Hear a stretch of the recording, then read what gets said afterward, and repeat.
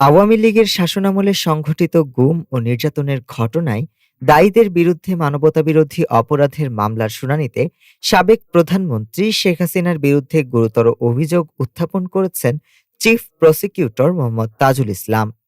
তিনি দাবি করেন, গুমের নির্দেশ সরাসরি শেখ হাসিনা দিতেন এবং সেই নির্দেশ বাস্তবায়ন করতেন তার প্রতিরক্ষা বিষয়ক উপদেষ্টা মেজর জেনারেল তারিক আহমেদ সিদ্দিক। আন্তর্জাতিক অপরাধ ট্রাইব্যুনাল একে জয়েন্ট ইন্টারোগেশন সেল বা আয়নাঘর সংঘটিত গুম ও নির্যাতন সংক্রান্ত মামলার অভিযোগ গঠনের শুনানিতে এই মন্তব্য করা হয়।